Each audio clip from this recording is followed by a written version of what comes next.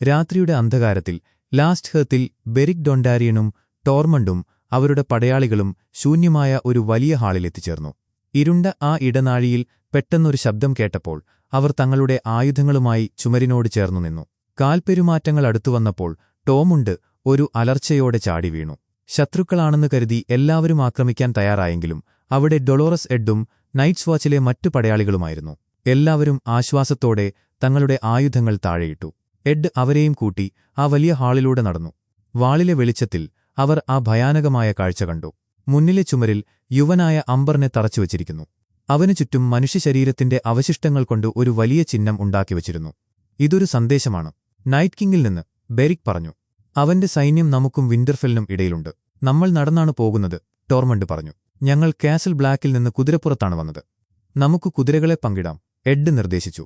കുതിരകൾക്ക് പിടിച്ചു നിൽക്കാൻ കഴിഞ്ഞാൽ മരിച്ചവർ എത്തുന്നതിനു മുൻപ് നമുക്കവിടെ എത്താം, ടോർമണ്ട് പറഞ്ഞു. അപ്പോൾ പെട്ടെന്ന് അംബറിന്റെ കണ്ണുകൾ തുറന്നു. നൈറ്റ് കിങ് ആദ്യം എത്താതിരിക്കാൻ നമുക്ക് പ്രാർത്ഥിക്കാം, ടോർമണ്ട് പറഞ്ഞു തീരും മുൻപേ അംബർ ഭയപ്പെടുത്തുന്ന ശബ്ദത്തിൽ അലറാൻ തുടങ്ങി. 3 പേരും പരിഭ്രാന്തരായി. ബെറിക് തന്റെ ജ്വലിക്കുന്ന വാൾ കൊണ്ട് അവനെ കുത്തി. തീ അവനിലേക്കും ആ ചിഹ്നത്തിലേക്കും പടർന്നു പിടിച്ചു. അംബർ കൂടുതൽ ഉച്ചത്തിൽ അലറി. ആ ശരീരഭാഗങ്ങൾ മുഴുവൻ കത്തിച്ചാമ്പലാകുന്നതുവരെ ആ അലർച്ച അവിടെ മുഴങ്ങിക്കേട്ടു. അതേസമയം പകൽ വെളിച്ചത്തിൽ ശൈത്യകാല നഗരത്തിലെ നീളൻ പാതയിലൂടെ പടയാളികൾ നടന്നു നീങ്ങുന്നുണ്ടായിരുന്നു. അവർക്കിടയിലൂടെ മുഖം മറച്ച ഒരാൾ കുതിരപ്പുറത്തു വന്നു. വിന്റർഫെല്ലിന്റെ മുറ്റത്തെത്തിയ അവൻ കുതിരപ്പുറത്തു നിന്നിറങ്ങി. ചുറ്റുമുള്ള ബഹളങ്ങൾക്കിടയിൽ അവൻ തന്റെ തലയിലെ തുണി മാറ്റിയപ്പോൾ അത് ജൈമേ ലാനിസ്റ്ററാണെന്ന് വ്യക്തമായി. അവൻ ദീർഘമായി ശ്വാസമെടുത്ത് കോട്ടയുടെ മുറ്റത്തേക്ക് നോക്കി. പെട്ടെന്ന് അവന്റെ കണ്ണുകൾ ബ്രാനിലുടക്കി. പണ്ട് താൻ ജനാലയിൽ നിന്നും താഴേക്ക് തള്ളിയിട്ട ആ കുട്ടിയെ കണ്ട് ജൈമേ അവിശ്വസനീയതയോടെയും അങ്ങേയറ്റത്തെ ഭയത്തോടെയും നോക്കി നിന്നു.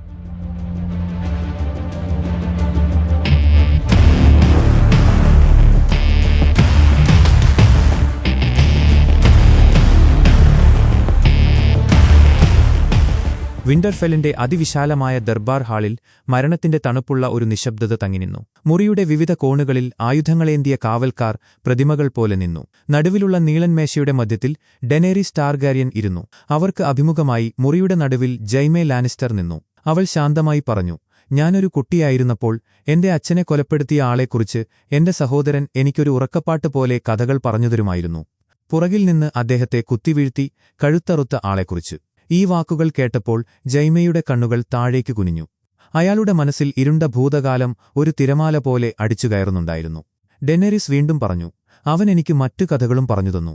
7 രാജ്യങ്ങളും തിരിച്ചുപിടിച്ച് ആ മനുഷ്യനെ നമ്മുടെ പിടിയിൽ കിട്ടുമ്പോൾ അവനോട് നമ്മൾ എന്തൊക്കെ ചെയ്യും എന്നതിനെക്കുറിച്ച്. നിങ്ങളുടെ സഹോദരി തന്റെ സൈന്യത്തെ വടക്കോട്ടയക്കാമെന്ന് വാഗ്ദാനം ചെയ്തുവല്ലോ, അവൾ ചോദിച്ചു. അതെ, ജൈമേ പറഞ്ഞു. എന്നാൽ എനിക്കിവിടെ ഒരു സൈന്യത്തെ കാണാൻ കഴിയുന്നില്ല. ഡെനേറിസിന്റെ ശബ്ദത്തിൽ ഇപ്പോൾ കടുത്ത കോപം കലർന്നിരുന്നു. ഒരു കൈ മാത്രമുള്ള ഒരൊറ്റ മനുഷ്യനെ മാത്രമേ ഞാൻ കാണുന്നുള്ളൂ. നിങ്ങളുടെ സഹോദരി എന്നോട് കള്ളം പറഞ്ഞതായി തോന്നുന്നു. കുറ്റബോധത്തോടെ ജൈമേ പറഞ്ഞു. അവൾ എന്നോടും കള്ളം പറഞ്ഞു. തന്റെ സൈന്യത്തെ വടക്കോട്ടയക്കാൻ അവൾക്ക് ഒരിക്കലും ഉദ്ദേശ്യമുണ്ടായിരുന്നില്ല. ഇത് കേട്ട് ഡെനറീസിന്റെ നോട്ടം പെട്ടെന്ന് ടിരിയണിന് നേരെ തിരിഞ്ഞു. ആ നോട്ടത്തിൽ അഗ്നി ആളിക്കത്തുന്നുണ്ടായിരുന്നു. ജൈമേ തുടർന്നു, അവളുടെ പക്കൽ ഇപ്പോൾ യൂറോൺ ഗ്രേ ജോയുടെ കപ്പൽപ്പടയും 20,000 പുതിയ സൈനികരുമുണ്ട്. പണം കൊടുത്തു വാങ്ങിയ എസോസിൽ നിന്നുള്ള ഗോൾഡൻ കമ്പനി. നമ്മൾ മരിച്ചവരുടെ സൈന്യത്തെ തോൽപ്പിച്ചാൽ പോലും ബാക്കിയുള്ളവരെ നശിപ്പിക്കാൻ അവൾക്കത് ധാരാളമാണ്. ജീവിച്ചിരിക്കുന്നവർക്കു വേണ്ടി പോരാടാമെന്ന് ഞാൻ വാഗ്ദാനം ചെയ്തിട്ടുണ്ട്. ആ വാഗ്ദാനം പാലിക്കാൻ ഞാൻ ആഗ്രഹിക്കുന്നു, ജൈമേ ദൃഢനിശ്ചയത്തോടെ പറഞ്ഞു. ടിരിയൻ തന്റെ ഇരിപ്പിടത്തിൽ നിന്നെഴുന്നേറ്റ് ഡെനേറിസിന്റെ അടുത്തേക്ക് നടന്നു. മഹാറാണി, എന്റെ സഹോദരനെ എനിക്കറിയാമെന്ന് അയാൾ പറഞ്ഞു. നിങ്ങളുടെ സഹോദരിയെ അറിയാമായിരുന്നതുപോലെയോ എന്ന് ഡെനേറിസ് പരിഹാസത്തോടെ ചോദിച്ചു. അയാളിവിടെ ഒറ്റയ്ക്കാണ് വന്നത്. തന്നെ എങ്ങനെ സ്വീകരിക്കുമെന്ന് പൂർണ്ണമായി അറിഞ്ഞുകൊണ്ട് തന്നെ ടിരിയൻ തന്റെ സഹോദരനുവേണ്ടി വാദിച്ചുകൊണ്ട് ചോദിച്ചു. സത്യം പറയുന്നില്ലായിരുന്നുവെങ്കിൽ അയാൾ എന്തിനത് ചെയ്യണം? ഒരുപക്ഷെ തന്റെ കഴുത്തറക്കുന്ന നിമിഷം വരെ തന്റെ ഇളയ സഹോദരൻ തന്നെ പ്രതിരോധിക്കുമെന്ന് അയാൾ വിശ്വസിക്കുന്നുണ്ടാകും, ഡെനേറിസ് പറഞ്ഞു. ടിരിയൻ നിസ്സഹായതയോടെ ജോണിനെയും സൻസായെയും നോക്കി. സൻസ മുഖമുയർത്തി പറഞ്ഞു, നിങ്ങൾ പറഞ്ഞത് ശരിയാണ്. നമുക്ക് അയാളെ വിശ്വസിക്കാൻ കഴിയില്ല. അയാൾ എന്റെ അച്ഛനെ തെരുവിലിട്ടാക്രമിച്ചു. നിങ്ങളുടെ കുടുംബത്തോട് ചെയ്തതുപോലെ എന്റെ കുടുംബത്തെയും നശിപ്പിക്കാൻ അയാൾ ശ്രമിച്ചു. ജൈമയുടെ മുഖത്ത് യാതൊരു പശ്ചാത്താപവും ഉണ്ടായിരുന്നില്ല. ഞാൻ മാപ്പ് പറയണമെന്ന് നിങ്ങൾ ആഗ്രഹിക്കുന്നുണ്ടോ? അയാൾ ചോദിച്ചു. ഞാൻ പറയില്ല. നമ്മൾ യുദ്ധത്തിലായിരുന്നു. ഞാൻ ചെയ്തതെല്ലാം എന്റെ കുടുംബത്തിനും എന്റെ വീടിനും വേണ്ടിയാണ് ചെയ്തത്. അതെല്ലാം ഞാൻ ഇനിയും ആവർത്തിക്കും. ആ സമയത്ത് നിശബ്ദതയെ ഭേദിച്ചുകൊണ്ട് ഒരു ശബ്ദമുയർന്നു. പ്രണയത്തിനു വേണ്ടി നമ്മൾ ചെയ്യുന്ന കാര്യങ്ങൾ.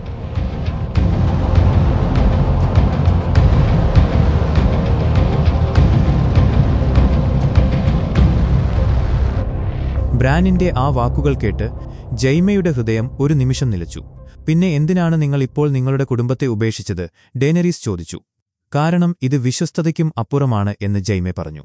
പെട്ടെന്ന് ദൃഢമായ ചുവടുകളോടെ ബ്രാൻ എഴുന്നേറ്റു. മഹാറാണി, നിങ്ങൾക്കെന്നെ നന്നായി അറിയില്ല എന്നവൾ പറഞ്ഞു. അവൾ തന്റെ മേശയുടെ പിന്നിൽ നിന്ന് നടന്ന് ഹാളിലെ ദീപങ്ങളുടെ പ്രകാശത്തിൽ ജൈമയുടെ അരികിലായി നിന്നു. എന്നാൽ എനിക്ക് സേർ ജെയ്മയെ അറിയാം. അദ്ദേഹം മാന്യനായ ഒരു മനുഷ്യനാണ്. ഞാനൊരിക്കൽ അദ്ദേഹത്തെ തടവിലാക്കിയ ആളാണ്. എന്നാൽ ഞങ്ങൾ രണ്ടുപേരും തടവുകാരായി പിടിക്കപ്പെടുകയും ഞങ്ങളെ പിടിച്ചുവെച്ചവർ എന്നെ ഉപദ്രവിക്കാൻ ശ്രമിക്കുകയും ചെയ്തപ്പോൾ സേർ ജെയ്മെ എന്നെ സംരക്ഷിച്ചു. അതിനുവേണ്ടിയാണ് അദ്ദേഹത്തിന് തന്റെ കൈ നഷ്ടപ്പെട്ടത്. അവൾ പിന്നീട് സാൻസായ്ക്ക് നേരെ തിരിഞ്ഞു. എന്റെ പൃഥ്വി, അദ്ദേഹമില്ലായിരുന്നെങ്കിൽ നിങ്ങൾ ഇന്ന് ജീവിച്ചിരിപ്പില്ലായിരുന്നു. അദ്ദേഹം എനിക്ക് ആയുധങ്ങളും കവചങ്ങളും നൽകി നിങ്ങളെ കണ്ടെത്തി വീട്ടിലെത്തിക്കാൻ എന്നെ അയച്ചു. കാരണം അദ്ദേഹം നിങ്ങളുടെ അമ്മയോട് ഒരു സത്യം ചെയ്തിട്ടുണ്ടായിരുന്നു. സാൻസ ചിന്താമഗ്നയായി താഴേക്ക് നോക്കി. പിന്നെ മെല്ലെ തലയുയർത്തി ബ്രിയനോട് ചോദിച്ചു, നിങ്ങൾ അയാൾക്ക് ജാമ്യം നിൽക്കുകയാണോ? അതെ എന്ന് ബ്രിയൻ പറഞ്ഞു. നിങ്ങൾ അയാളോടൊപ്പം പോരാടുമോ എന്ന് സാൻസ വീണ്ടും ചോദിച്ചു. പോരാടും. ബ്രിയനയുടെ സ്വരത്തിൽ തെല്ലും സംശയമില്ലായിരുന്നു.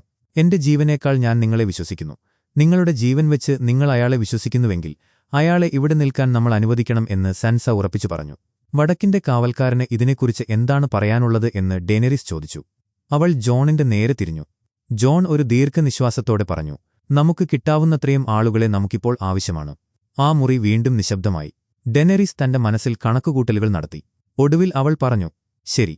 ടിരിയനിന്റെ ഉള്ളിൽ ആശ്വാസത്തിന്റെ ഒരു നെടുവീർപ്പുയർന്നു. ഗ്രേവോം പതുക്കെ നടന്നുചെന്ന് ജെയ്മയുടെ വാളെടുത്ത് അല്പം ദേഷ്യത്തോടെ അയാൾക്ക് നേരെ നീട്ടി. നന്ദി മഹാറാണി എന്ന് ജെയ്മെ പറഞ്ഞു. ഡെനറിസ് എഴുന്നേറ്റു. ഒപ്പം മുറിയിലുള്ള മറ്റെല്ലാവരും. സെൻസ അവിടെ നിന്നും പുറത്തേക്ക് നടന്നു. ഡെനറിസ് ജോണിന്റെ നേരെ തിരിഞ്ഞു. അവനും തന്റെ സഹോദരിയുടെ പിന്നാലെ പോയി. തിരികെ പോകുന്നതിനു മുൻപ് ജെയ്മയുടെ കണ്ണുകൾ ബ്രിയനിയുമായി ഉടക്കി. അതിനുശേഷം അയാളുടെ നോട്ടം വീണ്ടും സദാ നിശബ്ദനായിരിക്കുന്ന ബ്രാനിൽ ചെന്നു നിന്നു. വിന്റർഫെല്ലെ ആയുധപ്പുരയിൽ ആളുകൾ തിരക്കിട്ട് പണിയെടുക്കുകയായിരുന്നു. തീച്ചൂളകളിൽ നിന്നുള്ള കനത്ത പുകയും ചൂടും അന്തരീക്ഷത്തിൽ നിറഞ്ഞുനിന്നു. ജെൻട്രി ഒരു ബക്കറ്റിൽ നിന്ന് ഡ്രാഗൺ ഗ്ലാസ് പുറത്തേക്ക് കൊണ്ടിടുന്നത് കാണാമായിരുന്നു. അവൻ തീച്ചൂളയ്ക്കടുത്തേക്ക് നടന്ന് കുറേ ഡ്രാഗൺ ഗ്ലാസ് പുറത്തെടുത്ത് രൂപമാറ്റം വരുത്തി ഒരു ബക്കറ്റ് വെള്ളത്തിൽ മുക്കി. വെള്ളത്തിൽ നിന്നും ഉയർന്ന നീരാവിക്കിടയിലൂടെ ആര്യ സ്റ്റാർക്ക് അവനടുത്തേക്ക് നടന്നുവന്നു. നിനക്ക് വേറെ നല്ല പണിയൊന്നുമില്ലേ എന്നവൻ ചോദിച്ചു. നീ എന്റെ ആയുധമുണ്ടാക്കിയോ എന്ന് അവൾ തിരികെ ചോദിച്ചു. ഇത്തരത്തിലുള്ള ആയിരക്കണക്കിന് എണ്ണമുണ്ടാക്കിക്കഴിഞ്ഞാൽ ഉടൻ തരാം എന്ന് അവൻ പറഞ്ഞു. അവൻ ഡ്രാഗൺ ഗ്ലാസ് കൊണ്ട് നിർമ്മിച്ച ബ്ലേഡുള്ള ഒരു ചെറിയ മഴു അവൾക്ക് നേരെ നീട്ടി. നീ ആദ്യം എന്റേതുണ്ടാക്കണം, ഇത് ഇതിലും ശക്തമാണെന്ന് ഉറപ്പുവരുത്തുകയും വേണം എന്ന് അവൾ പറഞ്ഞു. അവൻ ആ മഴു വാങ്ങി ഒരു മരക്കുറ്റിയിൽ ആഞ്ഞുവെട്ടി. ഇത് ആവശ്യത്തിന് ശക്തമാണ് എന്ന് അവൻ പറഞ്ഞു. നീ അവരുമായി യുദ്ധം ചെയ്തിട്ടുണ്ടോ എന്ന് അവൾ ചോദിച്ചു. ചെയ്തിട്ടുണ്ട്, അവരിൽ ചിലരുമായി എന്ന് അവൻ മറുപടി നൽകി. എത്ര പേരുമായി എന്ന് അവൾ ചോദിച്ചു. കുറച്ചു പേരുമായി, അത് മതിയായിരുന്നു എന്ന് അവൻ പറഞ്ഞു. ആര്യ ഒരു കുന്തമുന കൈയിലെടുത്ത് വിരലുകൾക്കിടയിൽ തിരിച്ചു. അവൾ ആ കുന്തമുന വലിച്ചെറിഞ്ഞു. അതവിടെയുണ്ടായിരുന്ന ഒരു ഇരുമ്പുപണിക്കാരന്റെ തലയ്ക്ക് തൊട്ടരികിലൂടെ കടന്നുപോയി ഒരു മരത്തൂണിൽ തറഞ്ഞുകയറി. അവൾ രണ്ടാമതൊന്നുകൂടി എറിഞ്ഞു. അത് ആദ്യത്തേതിനടുത്തു തന്നെ കൃത്യമായി തറച്ചു. ഇത് കണ്ടതും ആ ഇരുമ്പുപണിക്കാരൻ പെട്ടെന്ന് അവിടെ നിന്നും ജീവനും കൊണ്ട് ഓടിയകന്നു. ജെൻട്രി അത്ഭുതത്തോടെ തിരിഞ്ഞ് ആര്യയെ നോക്കി. അവൾ മൂന്നാമതൊരു കുന്തമുന കൂടിയെടുത്തു. അവൾ അതും എറിഞ്ഞു. അതും ആദ്യത്തെ രണ്ടെണ്ണത്തിനൊപ്പം ചേർന്നു തറച്ചു. ജെൻട്രി അത്ഭുതം കലർന്ന ഒരു ചിരിയോടെ നിന്നു. ആര്യ മേശയ്ക്ക് ചുറ്റും നടന്ന് അവനെ കടന്നുപോയി. എന്റെ ആയുധം അവൾ ഓർമ്മിപ്പിച്ചു. ഞാൻ ഉടനെ അത് ശരിയാക്കാം എന്ന് അവൻ പറഞ്ഞു. ആര്യ നടന്നുപോകുമ്പോൾ അവൻ ഒരു ചെറുചിരിയോടെ അവളെ നോക്കി നിന്നു. ഗോഡ്സ്വുഡിന്റെ ശാന്തതയിൽ ചുവന്ന ഇലകളുള്ള വലിയ മരത്തിനു മുന്നിൽ ബ്രാൻ തന്റെ വീൽചെയറിൽ ഇരിക്കുകയായിരുന്നു. ജൈമെ സാവധാനം അവനടുത്തേക്ക് നടന്നു. അവൻ ബ്രാനിന് കുറച്ചകലെയായി നിന്ന് താഴേക്ക് നോക്കി. ഞാൻ നിന്നോട് ചെയ്തതിന് എന്നോട് ക്ഷമിക്കണം എന്ന് ജൈമെ പറഞ്ഞു. ബ്രാൻ തിരിഞ്ഞ് അവനെ നോക്കി. അന്ന് നിങ്ങൾക്ക് പശ്ചാത്താപമുണ്ടായിരുന്നില്ല. നിങ്ങൾ നിങ്ങളുടെ കുടുംബത്തെ സംരക്ഷിക്കുകയായിരുന്നു എന്ന് അവൻ പറഞ്ഞു. ഞാനിപ്പോൾ ആ പഴയ ആളല്ല എന്ന് ജൈമെ പറഞ്ഞു. ആ ജനാലയിൽ നിന്ന് നിങ്ങളെന്നെ തള്ളിയിട്ടില്ലായിരുന്നെങ്കിൽ നിങ്ങളിപ്പോഴും ആ പഴയ ആളായി തന്നെ ഇരിക്കുമായിരുന്നു. ഞാനും ഇപ്പോഴും ബ്രാൻഡൻ സ്റ്റാർക്കായി തന്നെ ഇരിക്കുമായിരുന്നു എന്ന് ബ്രാൻ പറഞ്ഞു. നിങ്ങൾക്ക് എന്നോട് ദേഷ്യമില്ലേ എന്ന് ജൈമെ ചോദിച്ചു. എനിക്ക് ആരോടും ദേഷ്യമില്ല എന്ന് ബ്രാൻ ശാന്തമായി മറുപടി നൽകി. പിന്നെ എന്തിനാണ് നിങ്ങൾ അവരോട് സത്യം പറയാതിരുന്നത് എന്ന് ജൈമെ ചോദിച്ചു. അവർ നിങ്ങളെ കൊല്ലാൻ ഞാൻ അനുവദിച്ചാൽ വരാനിരിക്കുന്ന ഈ യുദ്ധത്തിൽ നിങ്ങൾക്ക് ഞങ്ങളെ സഹായിക്കാൻ കഴിയില്ല എന്ന് ബ്രാൻ പറഞ്ഞു. ജൈമെ തലയാട്ടി. എന്നിട്ട് പുരികമുയർത്തിക്കൊണ്ട് ചോദിച്ചു, അതിനുശേഷം എന്താകും?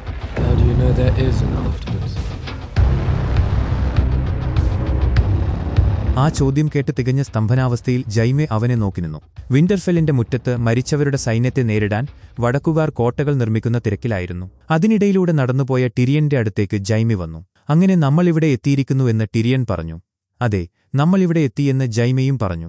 അവരുടെ മുകളിൽ നിന്നിരുന്ന ഒരാൾ തൊണ്ടയനക്കി അവരുടെ അടുത്തേക്ക് കാർക്കിച്ചു തുപ്പി. ജനക്കൂട്ടം സന്തോഷിക്കുന്നുവെന്ന് ടിരിയൻ പരിഹസിച്ചു. തങ്ങളുടെ പുതിയ റാണിയെക്കുറിച്ച് അവർക്കെന്താണ് അഭിപ്രായം എന്ന് ജൈമ ചോദിച്ചു. അവൾ നിങ്ങളുടെയും പുതിയ റാണിയാണെന്ന് ടിരിയൻ ഓർമ്മിപ്പിച്ചു. അവർ ഒരുമിച്ച് നടക്കാൻ തുടങ്ങി. ടാർഗേരിയൻകൾ ഇതിനു മുമ്പ് വടക്കോട്ട് ഡ്രാഗണുകളെ കൊണ്ടുവന്നപ്പോൾ എന്താണ് സംഭവിച്ചതെന്ന് അവർ ഓർക്കുന്നുണ്ട്. ഡെനറിസ് വ്യത്യസ്തയാണെന്ന് കാണുമ്പോൾ അവർക്ക് മനസ്സിലാകുമെന്ന് ടിരിയൻ പറഞ്ഞു.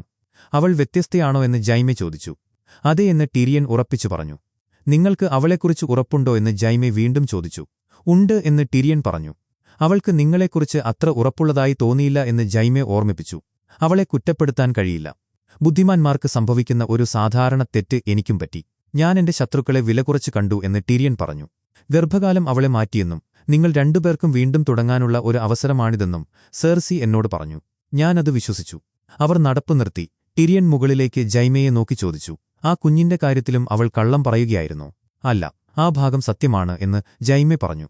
ടിരിയൻ കുറച്ചുനേരം ചിന്തിച്ചു നിന്നു. എന്നിട്ട് അവർ വീണ്ടും നടക്കാൻ തുടങ്ങി. കള്ളങ്ങൾ പറയാൻ സത്യം ഉപയോഗിക്കുന്നതിൽ അവൾ എപ്പോഴും മിടുക്കിയാണ്. അവർ രണ്ടുപേരും കോട്ടയുടെ മുകളിലൂടെ നടന്ന് മുറ്റത്തേക്ക് നോക്കി. അങ്ങനെ നമ്മൾ വിന്റർഫെല്ലിൽ വെച്ച് മരിക്കാൻ പോകുന്നു. ഞാൻ തിരഞ്ഞെടുക്കുന്ന ഒരു മരണമല്ല ഇത്. ഞാൻ എപ്പോഴും സ്വപ്നം കണ്ടിരുന്നത് എന്റെ 80ാമത്തെ വയസ്സിൽ വയറുനിറയെ വീഞ്ഞുകുടിച്ച് സ്വന്തം കിടക്കയിൽ കിടന്ന് മരിക്കണമെന്നാണ്. എന്തായാലും എന്നെ കൊല്ലാൻ സെർസിക്ക് കഴിയില്ല. മരിച്ച മനുഷ്യർ എന്നെ പിച്ചു ചീന്തുമ്പോഴും അവൾക്ക് ആ സന്തോഷം നൽകുന്നില്ലല്ലോ എന്നോർത്ത് എനിക്ക് സംതൃപ്തിയടയാം. ടിരിയൻ സംസാരിച്ചുകൊണ്ടിരിക്കുമ്പോൾ ജൈമ പെട്ടെന്ന് മറ്റെന്തോ ശ്രദ്ധിച്ച് അവിടെ നിന്നും നടന്നുപോയി. ഞാൻ മരിച്ചതിനുശേഷം ഒരുപക്ഷേ ഞാൻ കിങ്സ് ലാൻഡിംഗിലേക്ക് മാർച്ച് ചെയ്ത് അവളെ പിച്ചു ചീന്തും എന്ന് ടിരിയൻ പറഞ്ഞു. അയാൾ ജൈമ നിന്നിരുന്ന സ്ഥലത്തേക്ക് നോക്കി. അവിടെ ആരുമില്ലെന്ന് കണ്ട് പുറകിലേക്ക് നോക്കിയപ്പോൾ കൽമതിലിനു മുകളിലൂടെ താഴേക്ക് നോക്കുന്ന ജൈമയെ കണ്ടു. താഴെ അൺസൊലീഡ് സൈനികർക്കിടയിലൂടെ നടന്നുപോകുന്ന ബ്രിയന്നയെ ദൃശ്യമാകുന്നു. വിന്റർഫെല്ലിന്റെ പ്രധാന ഗേറ്റിനു പുറത്ത് ഗ്രേ വോം കോട്ടയ്ക്ക് ചുറ്റുമുള്ള കെണികൾ പരിശോധിക്കുകയായിരുന്നു. ജൈമെ പ്രധാന ഗേറ്റിലൂടെ പുറത്തേക്ക് നടന്നു. ഒരു സൈനികനുമായി പരിശീലനം നടത്തുന്ന പോഡ്രിക് പെയിനെയും അഭിമാനത്തോടെ അത് നോക്കി നിൽക്കുന്ന ബ്രിയന്നെയും കാണാം. ജൈമെ അവളുടെ അരികിൽ ചെന്നുനിന്നു. അവൾ അവനെ നോക്കി. സേർ ജൈമെ എന്നവൾ പറഞ്ഞു. ലേഡി ബ്രിയൻ എന്ന് അവനും. പോഡ്രിക് ആ സൈനികനെ തടയുകയും പിന്നിലേക്ക് തള്ളുകയും ചെയ്തുകൊണ്ട് മികച്ച പ്രകടനം കാഴ്ചവെച്ചു. അവൻ ഒരുപാട് മുന്നോട്ട് വന്നിരിക്കുന്നുവെന്ന് ജൈമെ പറഞ്ഞു. അവൻ കുഴപ്പമില്ല, ഇനിയും ഒരുപാട് പഠിക്കാനുണ്ട് എന്ന് ബ്രിയൻ പറഞ്ഞു. അവൾ അവിടെ നിന്നും നടക്കാൻ തുടങ്ങി. ജൈമെ അവളുടെ കൂടെ നടന്നു. നിങ്ങൾ അവനെ പഠിപ്പിക്കുമെന്ന് എനിക്കുറപ്പുണ്ട്. ഇടതുവശത്തെ സൈന്യത്തെ നയിക്കുന്നത് നിങ്ങളാണെന്ന് ഞാൻ അറിഞ്ഞു, ജൈമെ പറഞ്ഞു. അതെ, അത് നല്ലൊരു സ്ഥലമാണ് എന്നവൾ പറഞ്ഞു. ആ ഉയർന്ന സ്ഥലം നമുക്ക് കുറച്ച് മുൻതൂക്കം നൽകിയേക്കാം. അവർ നടപ്പ് നിർത്തി. നമുക്ക് കൃത്യമായ ഒരു നിര നിലനിർത്താൻ കഴിഞ്ഞാൽ അവരെ പരാജയപ്പെടുത്താൻ സാധിച്ചേക്കാം എന്ന് അവൾ പറഞ്ഞു. അതെ, നിങ്ങൾ പറഞ്ഞത് ശരിയാണെന്ന് ഞാൻ കരുതുന്നു എന്ന് ജൈമെ പറഞ്ഞു. ബ്രിയൻ പെട്ടെന്ന് തിരിഞ്ഞ് ജൈമയെ നോക്കി ചോദിച്ചു. നിങ്ങൾ എന്താണ് ചെയ്യുന്നത്? ഞാൻ വിന്റർഫെല്ലിൽ വന്നത്. ഞാൻ മുമ്പത്തെപ്പോലെയുള്ള ഒരു പോരാളിയല്ല. പക്ഷേ നിങ്ങൾക്ക് സമ്മതമാണെങ്കിൽ നിങ്ങളുടെ കീഴിൽ പ്രവർത്തിക്കാൻ എനിക്ക് അതിയായ ആഗ്രഹമുണ്ട്, ജൈമെ പറഞ്ഞു. ബ്രിയൻ നിശബ്ദയായി ഒരു നിമിഷം താഴേക്ക് നോക്കി. പിന്നീട് അവൾ അവന്റെ കണ്ണുകളിലേക്ക് നോക്കി പറഞ്ഞു. ഞാൻ തിരികെ പോകുന്നതാണ് നല്ലത്. അവൾ അവിടെ നിന്നും നടന്നുപോയി. ജൈമെ അവളെ നോക്കി അവിടെ ഒറ്റയ്ക്ക് നിന്നു. ഡെനറീസിന്റെ മുറിയുടെ വാതിൽ തുറന്ന് ജോറ അകത്തേക്ക് വന്നു. മങ്ങിയ വെളിച്ചത്തിൽ അയാളുടെ മുഖത്തെ ഭാവങ്ങൾ വ്യക്തമായിരുന്നു. എന്നോട് ക്ഷമിക്കണം ഖാലീസി എന്ന് അയാൾ പറഞ്ഞു. എന്നെ വേദനിപ്പിക്കാൻ തക്കവണ്ണം എന്തെങ്കിലും നിങ്ങൾ ചെയ്തോ എന്ന് അവൾ ചോദിച്ചു. ഒരുപാട് കാര്യങ്ങൾ എന്ന് അയാൾ പറഞ്ഞു. അതൊക്കെ വളരെ മുമ്പുള്ള കാര്യങ്ങളാണ്. ഞാനതെല്ലാം ക്ഷമിച്ചുകഴിഞ്ഞു എന്ന് അവൾ പറഞ്ഞു. എന്നാൽ എന്റെ പരാജയങ്ങൾക്കിടയിലും നിങ്ങൾ എന്നോട് ക്ഷമിച്ചു. നിങ്ങൾ ടിരിയനെ നിങ്ങളുടെ മന്ത്രിയായി നിയമിച്ചുവെന്ന് കേട്ടപ്പോൾ എന്റെ ഹൃദയം തകർന്നുപോയി എന്ന് അയാൾ പറഞ്ഞു. ഞാൻ അയാളെ മന്ത്രിയായി നിയമിക്കുമ്പോൾ നിങ്ങളെ വീണ്ടും കാണുമോ എന്ന് എനിക്കുറപ്പില്ലായിരുന്നു എന്ന് അവൾ പറഞ്ഞു. നിങ്ങൾ ശരിയായ തീരുമാനമാണ് എടുത്തത് എന്ന് അയാൾ പറഞ്ഞു. അയാൾ ഒരുപാട് തെറ്റുകൾ ചെയ്തിട്ടുണ്ട്, ഗുരുതരമായ തെറ്റുകൾ എന്ന് അവൾ പറഞ്ഞു. നമ്മളെല്ലാവരും തെറ്റുകൾ ചെയ്യാറുണ്ട്. അയാൾ തന്റെ തെറ്റുകൾ അംഗീകരിക്കുകയും അതിൽ നിന്ന് പഠിക്കുകയും ചെയ്യുന്നുണ്ടെന്ന് അയാൾ പറഞ്ഞു. നിങ്ങളുടെ സ്ഥാനം തട്ടിയെടുത്ത മനുഷ്യനോട് ക്ഷമിക്കാനാണോ നിങ്ങൾ എന്നെ ഉപദേശിക്കുന്നത് എന്നവൾ ചോദിച്ചു. നിങ്ങൾക്ക് സമ്മതമാണെങ്കിൽ മറ്റൊരു നിർദ്ദേശം കൂടി ഞാൻ പറയാം എന്ന് അയാൾ പറഞ്ഞു. ഡെനറീസ് ലൈബ്രറിയിലേക്ക് നടന്നു. അവിടെ മേശപ്പുറത്ത് വിരിച്ചിരുന്ന വലിയ ഭൂപടത്തിനു മുന്നിൽ റോയ്സും സാൻസായും സംസാരിച്ചിരിക്കുകയായിരുന്നു. അവസാനത്തെ സൈനികനെയും മൈതാനത്തേക്ക് മാറ്റിയാലുടൻ നമ്മൾ ഗേറ്റുകൾ അടയ്ക്കണമെന്ന് റോയ്സ് പറയുന്നുണ്ടായിരുന്നു. എന്നാൽ നിങ്ങൾക്ക് കഴിയുന്നത്ര സമയം അവ തുറന്നിടുക. ഗ്രാമപ്രദേശങ്ങളിൽ നിന്ന് ഇപ്പോഴും ആളുകൾ വന്നുകൊണ്ടിരിക്കുകയാണ് എന്ന് സാൻസ പറഞ്ഞു. ഡെനറീസിനെ കണ്ടപ്പോൾ അവർ രണ്ടുപേരും എഴുന്നേറ്റുനിന്നു. ലേഡി സാൻസ, നമുക്ക് ഒറ്റയ്ക്ക് സംസാരിക്കാൻ കഴിയുമെന്ന് ഞാൻ പ്രതീക്ഷിക്കുന്നുവെന്ന് ഡെനറീസ് പറഞ്ഞു. റോയ് സാൻസായെ നോക്കി അവൾ സമ്മതം നൽകി. റോയ്സ് ഡെനറീസിന്റെ അടുത്തേക്ക് നടന്ന് തലകുനിച്ച് വന്ദിച്ച ശേഷം പുറത്തേക്ക് പോയി. അയാൾ പോകുന്നത് നോക്കി നിന്ന ശേഷം ഡെനറീസ് തിരിഞ്ഞു. സർ ജൈമയെക്കുറിച്ച് നമ്മളൊരു തീരുമാനത്തിലെത്തിയെന്നാണ് ഞാൻ കരുതിയത് എന്ന് ഡെനറീസ് പറഞ്ഞു. ബ്രിയൻ എപ്പോഴും എന്നോട് വിശ്വസ്തയായിരുന്നു. മറ്റാരേക്കാളും ഞാൻ അവളെ വിശ്വസിക്കുന്നു എന്ന് സാൻസ പറഞ്ഞു. എന്റെ ഉപദേശകരിൽ എനിക്കും അത്തരത്തിലുള്ള വിശ്വാസം ഉണ്ടായിരുന്നെങ്കിൽ എന്ന് ഞാൻ ആഗ്രഹിക്കുന്നുവെന്ന് ഡെനറീസ് പറഞ്ഞു. ടിരിയൻ ഒരു നല്ല മനുഷ്യനാണ്. അയാൾ എന്നോട് എപ്പോഴും മാന്യമായി മാത്രമാണ് പെരുമാറിയിട്ടുള്ളത് എന്ന് സാൻസ പറഞ്ഞു. അയാൾ നല്ലവനായതുകൊണ്ട് മാത്രമല്ല ഞാൻ അയാളോട് എന്റെ മന്ത്രിയാകാൻ ആവശ്യപ്പെട്ടത്, ഡെനറീസ് അവൾക്കരികിലേക്ക് നടന്നുകൊണ്ട് പറഞ്ഞു. അയാൾ നല്ലവനും ബുദ്ധിമാനും വേണ്ടിവരുമ്പോൾ നിർദ്ധയനുമായതുകൊണ്ടാണ് ഞാൻ അയാളെ മന്ത്രിയാക്കിയത്. അയാൾ ഒരിക്കലും സെർസിയെ വിശ്വസിക്കാൻ പാടില്ലായിരുന്നു. നിങ്ങളും ഒരിക്കലും അവളെ വിശ്വസിക്കാൻ പാടില്ലായിരുന്നുവെന്ന് സാൻസ പറഞ്ഞു. അയാൾക്ക് തന്റെ സഹോദരിയെ അറിയാമായിരിക്കുമെന്ന് ഞാൻ കരുതി എന്ന് ഡെനറീസ് പറഞ്ഞു. കുടുംബങ്ങൾ എപ്പോഴും സങ്കീർണമാണ് എന്ന് സാൻസ പറഞ്ഞു. തീർച്ചയായും നമ്മുടേത് അങ്ങനെയുള്ളതായിരുന്നു എന്ന് ഡെനറീസ് സമ്മതിച്ചു. അവർ രണ്ടുപേരും കസേരകളിലിരുന്നു. നമുക്ക് പൊതുവായുള്ള ഒരു സങ്കടകരമായ കാര്യമാണിത് എന്ന് സാൻസ പറഞ്ഞു. നമുക്ക് മറ്റു ചില പൊതുവായ കാര്യങ്ങളുമുണ്ട്. ഒരു സ്ത്രീയുടെ ഭരണത്തെ അംഗീകരിക്കാൻ വിമുഖത കാണിക്കുന്ന ആളുകളെ നയിക്കുക എന്നതിന്റെ അർത്ഥം നമ്മൾ രണ്ടുപേരും അനുഭവിച്ചറിഞ്ഞതാണ്. എനിക്ക് മനസ്സിലായിടത്തോളം നമ്മൾ രണ്ടുപേരും ആ ജോലി വളരെ നന്നായി ചെയ്യുന്നുമുണ്ട്, ഡെനറീസ് പറഞ്ഞു. സാൻസ അവൾക്ക് നേരെ പുഞ്ചിരിച്ചു. എന്നിട്ടും നമ്മൾ പരസ്പരം ശത്രുതയിലാണെന്ന് എനിക്ക് തോന്നുന്നു. അതെന്തുകൊണ്ടാണ്? നിങ്ങളുടെ സഹോദരനാണോ കാരണം എന്ന് ഡെനറീസ് ചോദിച്ചു. അവൻ നിങ്ങളെ സ്നേഹിക്കുന്നുണ്ട്, നിങ്ങൾക്കതറിയാം എന്ന് സാൻസ പറഞ്ഞു. അത് നിങ്ങളെ അലട്ടുന്നുണ്ടോ എന്ന് ഡെനറീസ് ചോദിച്ചു. പുരുഷന്മാർ സ്ത്രീകൾക്ക് വേണ്ടി വിഡ്ഢിത്തങ്ങൾ ചെയ്യാറുണ്ട്. അവരെ എളുപ്പത്തിൽ സ്വാധീനിക്കാൻ കഴിയും എന്ന് സാൻസ പറഞ്ഞു. എന്റെ ജീവിതത്തിലുടനീളം എനിക്ക് ഒരൊറ്റ ലക്ഷ്യമേ ഉണ്ടായിരുന്നുള്ളൂ, ഇരുമ്പു സിംഹാസനം. എന്റെ കുടുംബത്തെ നശിപ്പിച്ച, നിങ്ങളുടെ കുടുംബത്തെ ഏതാണ്ട് നശിപ്പിച്ച ആളുകളിൽ നിന്ന് അത് തിരിച്ചുപിടിക്കുക. എന്റെ യുദ്ധം അവർക്കെതിരെയായിരുന്നു, ഞാൻ ജോണിനെ കണ്ടുമുട്ടുന്നതുവരെ. എന്നാൽ ഇപ്പോൾ ലോകത്തിന്റെ പകുതിയോളം ദൂരം സഞ്ചരിച്ച് ഞാനിവിടെ വന്നിരിക്കുന്നു, ജോണിന്റെ കൂടെ അവന്റെ യുദ്ധം ചെയ്യാൻ. പറയൂ, ആരാണ് ആരെ സ്വാധീനിച്ചത് എന്ന് ഡെനറീസ് ചോദിച്ചു. സാൻസ അതുകേട്ട് ലേജമായി ചിരിച്ചു. ഡെനറീസ് തന്റെ മറ്റേ കൈ സാൻസയുടെ കൈക്ക് മുകളിൽ വെച്ചു. ഞാൻ ഇവിടെയുള്ളത് നിങ്ങളുടെ സഹോദരനെ ഞാൻ സ്നേഹിക്കുന്നതുകൊണ്ടും അവനെ ഞാൻ വിശ്വസിക്കുന്നതുകൊണ്ടുമാണ്. അവൻ താൻ പറഞ്ഞ വാക്ക് പാലിക്കുന്നവനാണെന്ന് എനിക്കറിയാം. എന്റെ ജീവിതത്തിൽ എനിക്ക് അങ്ങനെ പറയാൻ കഴിയുന്ന രണ്ടാമത്തെ പുരുഷനാണ് അവൻ എന്ന് ഡെനറീസ് പറഞ്ഞു. ആരായിരുന്നു ഒന്നാമൻ എന്ന് സാൻസ ചോദിച്ചു. കുറച്ചുകൂടി ഉയരമുള്ള ഒരാൾ എന്ന് ഡെനറീസ് പറഞ്ഞു. അവർ രണ്ടുപേരും ഒന്നിച്ചു ചിരിച്ചു. ഇതെല്ലാം കഴിഞ്ഞാൽ എന്തു സംഭവിക്കും? നമ്മൾ മരിച്ചവരെ പരാജയപ്പെടുത്തുന്നു, നമ്മൾ സെർസിയെ നശിപ്പിക്കുന്നു. പിന്നെ എന്തു സംഭവിക്കും എന്ന് സാൻസ ചോദിച്ചു. ഞാൻ ഇരുമ്പു സിംഹാസനം ഏറ്റെടുക്കും എന്ന് ഡെനറീസ് പറഞ്ഞു. അപ്പോൾ വടക്കിന്റെ കാര്യമോ? അത് ഞങ്ങളിൽ നിന്ന് തട്ടിയെടുക്കപ്പെട്ടതാണ്, ഞങ്ങൾ അത് തിരിച്ചുപിടിച്ചു. ഞങ്ങൾ ഇനി ഒരിക്കലും മറ്റാർക്കും മുന്നിൽ തലകുനിക്കില്ലെന്ന് ഞങ്ങൾ പറഞ്ഞിരുന്നു. ഡെനറീസ് കൈ പിൻവലിച്ച് മുഖം തിരിച്ചു. ആ നിമിഷം മാസ്റ്റർ വോൾക്കൻ ലൈബ്രറിയിലേക്ക് വന്നു. ഡെനറീസ് അസ്വസ്ഥതയോടെ തിരിഞ്ഞു ചോദിച്ചു, എന്താണ് കാര്യം? വോൾക്കൻ അവരെ വലിയ ഹാളിലേക്ക് നയിച്ചു. അവിടെ നടുവിലായി തിയോൺ ഗ്രേജോയ് നിൽപ്പുണ്ടായിരുന്നു. ചുറ്റും ഇരുമ്പുദ്വീപുകാരായ ഒരുപാട് പേരുണ്ടായിരുന്നു. ഡെനറീസ് അത്ഭുതപ്പെട്ടു. തിയോൺ അവളുടെ അടുത്തേക്ക് നടന്നു ചെന്ന് മുട്ടുകുത്തി, എന്റെ മഹാറാണി എന്ന് വിളിച്ചു. നിങ്ങളുടെ സഹോദരിയോ എന്ന് അവൾ ചോദിച്ചു. അവൾക്ക് കുറച്ച് കപ്പലുകൾ മാത്രമേയുള്ളൂ, അവൾക്ക് അവ ഇവിടേക്ക് കൊണ്ടുവരാൻ കഴിയില്ലായിരുന്നു. അതിനാൽ നിങ്ങളുടെ പേരിൽ ഇരുമ്പുദ്വീപുകൾ തിരിച്ചുപിടിക്കാൻ അവൾ അങ്ങോട്ട് പോയിരിക്കുകയാണ് എന്ന് അവൻ പറഞ്ഞു. എന്നാൽ നിങ്ങൾ എന്തുകൊണ്ട് അവളുടെ കൂടെ പോയില്ല എന്ന് അവൾ ചോദിച്ചു. തിയോൺ സാൻസയെ നോക്കി പറഞ്ഞു, ലേഡി സാൻസ, നിങ്ങൾക്ക് സമ്മതമാണെങ്കിൽ എനിക്ക് വിന്റർഫെല്ലിനു വേണ്ടി പോരാടണം. സാൻസ വേഗത്തിൽ തിയോണിന്റെ അടുത്തേക്ക് നടന്നു ചെന്ന് അവനെ കെട്ടിപ്പിടിച്ചു. വിന്റർഫെല്ലിന്റെ മുറ്റത്ത് ഭക്ഷണം വാങ്ങാനായി വടക്കുകാർ വരിനിൽക്കുകയായിരുന്നു. ഡാവോസ് അവർക്ക് ഭക്ഷണം വിളമ്പിക്കൊടുത്തു. പ്രഭോ, ഞങ്ങൾ സൈനികരല്ല എന്നൊരുവൻ പറഞ്ഞു. നിങ്ങളിപ്പോൾ സൈനികരാണ് എന്ന് ഡാവോസ് പറഞ്ഞു. നോക്കൂ, എന്റെ ജീവിതത്തിന്റെ സിംഹാസനഭാഗവും ഞാനൊരു യുദ്ധത്തിന് പോകാതെയാണ് കഴിച്ചുകൂട്ടിയത്. എന്നാൽ പിന്നീട് ഞാൻ ബാസ്റ്റാർഡുകളുടെ യുദ്ധത്തിൽ അതിജീവിച്ചു. കൃത്യം ഈ മതിലുകൾക്ക് പുറത്തുവെച്ചായിരുന്നു അത്. എനിക്ക് അതിജീവിക്കാൻ കഴിഞ്ഞെങ്കിൽ നിങ്ങൾക്കും ഇത് അതിജീവിക്കാൻ കഴിയും. അവർ നിങ്ങൾക്ക് ആയുധപ്പുരയിൽ നിന്ന് ആയുധങ്ങൾ നൽകും. ആ വഴിയിലൂടെ പോകൂ. നന്ദി എന്നു പറഞ്ഞ് അയാൾ തന്റെ പാത്രവുമായി നടന്നുപോയി. സമയമാകുമ്പോൾ നിങ്ങൾ താഴെ നിലവറയിലായിരിക്കും എന്ന് ഗില്ലി പറഞ്ഞു. അവൾ ഒരു ചെറുപ്പക്കാരിയെയും പ്രായമായൊരു ദമ്പതികളെയും യുദ്ധസമയത്ത് അവർ എവിടെയായിരിക്കണമെന്ന് കാണിച്ചുകൊടുക്കുകയായിരുന്നു. അത് ഏറ്റവും സുരക്ഷിതമായ സ്ഥലമാണ്. അവിടെയുള്ള ആ കമാനത്തിലൂടെ പോകണം എന്ന് അവൾ പറഞ്ഞു. നന്ദി എന്നവർ പറഞ്ഞു. മുഖത്ത് ഒരു വലിയ മുറിപ്പാടുള്ള ടീല എന്നൊരു പെൺകുട്ടി ഭക്ഷണം വിളമ്പുന്നിടത്തേക്ക് വന്ന് തന്റെ പാത്രം നീട്ടിപ്പിടിച്ചു. ഡാവോസ് അവിടെ മറ്റെന്തോ ജോലിയിലായിരുന്നു. ഞാൻ ഏതു വഴിയിലൂടെയാണ് പോകേണ്ടത് എന്ന് അവൾ ചോദിച്ചു. ഡാവോസ് തിരിഞ്ഞ് അവളെ നോക്കി. ഇത് കേട്ട് ഗില്ലി അവരുടെ അടുത്തേക്ക് നടന്നുവന്നു. ഗില്ലി അവളുടെ അരികിലിരുന്നു. ഞാൻ എന്റെ മകനോടൊപ്പം നിലവറയിലായിരിക്കും. ഞങ്ങളെ സംരക്ഷിക്കാൻ നീ അവിടെയുണ്ടാകുന്നത് എനിക്ക് വലിയൊരു ആശ്വാസമായിരിക്കുമെന്ന് ഗില്ലി പറഞ്ഞു. ശരി, എന്നാൽ ഞാൻ നിലവറ സംരക്ഷിക്കാം എന്ന് പറഞ്ഞ് ടീല നടന്നുപോയി. പെട്ടെന്ന് ഒരു വലിയ കൊമ്പ് മുഴങ്ങുന്ന ശബ്ദം കേട്ടു. ഗേറ്റുകൾ തുറക്കപ്പെട്ടു. കാവൽക്കാരുടെ ബാക്കിയുള്ളവരുമായി ടോർമൺ ജയൻസ്ബേനും ബെറിക് ഡോണ്ടാരിയനും തിരികെ വന്നു. സാം ടാർലി ഇപ്പോൾ തിരികെയെത്തിയ ഡോളറസ് എഡിനെ സ്വാഗതം ചെയ്തു.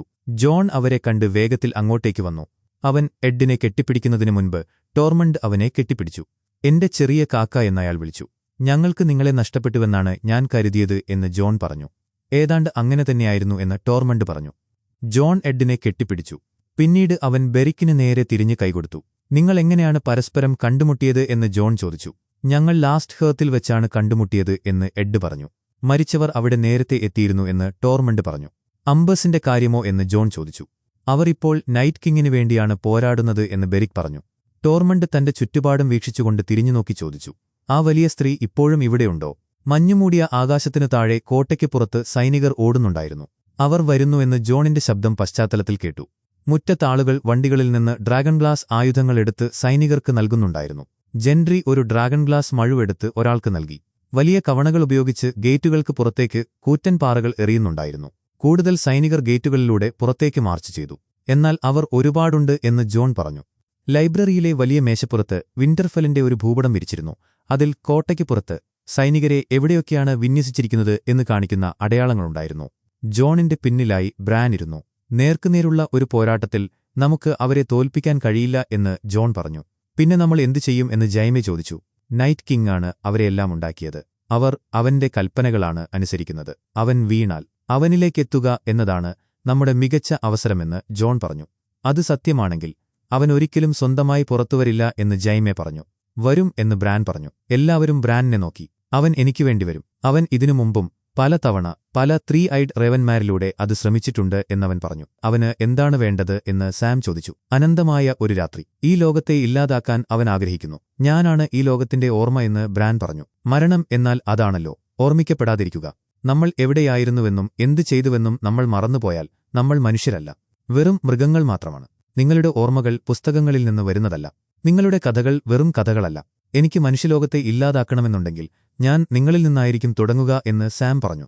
അവൻ നിങ്ങളെ എങ്ങനെ കണ്ടെത്തും എന്ന് ടിരിയൻ ചോദിച്ചു. അവന്റെ അടയാളം എന്റെ ശരീരത്തിലുണ്ട് എന്ന് പറഞ്ഞുകൊണ്ട് ബ്രാൻ തന്റെ വലതു കൈയിലെ സ്ലീവ് ഉയർത്തി ഒരു കൈയുടെ ആകൃതിയിലുള്ള ചുവന്ന അടയാളം കാണിച്ചു. ഞാൻ എവിടെയാണെന്ന് അവന് എപ്പോഴും അറിയാം എന്ന് അവൻ പറഞ്ഞു. ഞങ്ങൾ നിങ്ങളെ ഏറ്റവും സുരക്ഷിതമായ നിലവറയിൽ താമസിപ്പിക്കാം എന്ന് ജോൺ പറഞ്ഞു. വേണ്ട, അവന്റെ സൈന്യം നമ്മളെ എല്ലാവരെയും നശിപ്പിക്കുന്നതിനു മുമ്പ് അവനെ പുറത്തേക്ക് ആകർഷിക്കേണ്ടതുണ്ട്. ഞാൻ ഗോഡ്സ്വുഡിൽ അവനുവേണ്ടി കാത്തിരിക്കാമെന്ന് ബ്രാൻ പറഞ്ഞു. നിങ്ങളെ ഒരു ഇരയായി ഉപയോഗിക്കാനാണോ പറയുന്നത് എന്ന് സൻസ ചോദിച്ചു. ഞങ്ങൾ നിങ്ങളെ അവിടെ തനിച്ചാക്കില്ല എന്ന് ആര്യ പറഞ്ഞു. അവൻ തനിച്ചായിരിക്കില്ല. ഞാനും ഐറൺബോണും അവന്റെ കൂടെയുണ്ടാകും. ഞാൻ ഈ കോട്ട നിങ്ങളിൽ നിന്നാണ് പിടിച്ചെടുത്തത്. ഇപ്പോൾ നിങ്ങളെ സംരക്ഷിക്കാൻ എന്നെ അനുവദിക്കൂ എന്ന് തിയോൺ ബ്രാനോട് പറഞ്ഞു. ഞങ്ങൾക്ക് കഴിയുന്നത്ര സമയം ഞങ്ങൾ മറ്റുള്ളവരെ തടഞ്ഞു നിർത്താം എന്ന് ഡാവോസ് പറഞ്ഞു.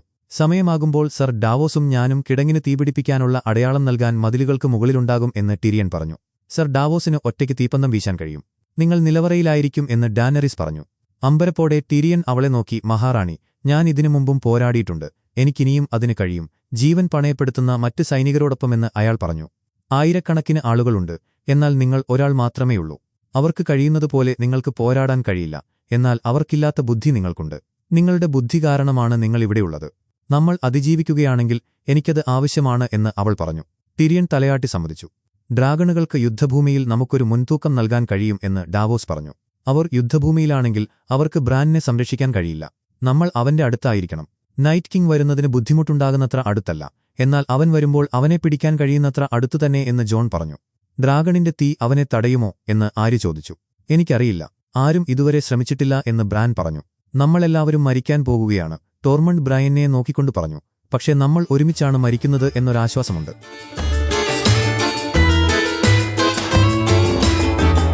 മുറ്റത്ത് അൺസുലിഡ് സൈനികർ തങ്ങളുടെ ആയുധങ്ങൾ വൃത്തിയാക്കുകയായിരുന്നു.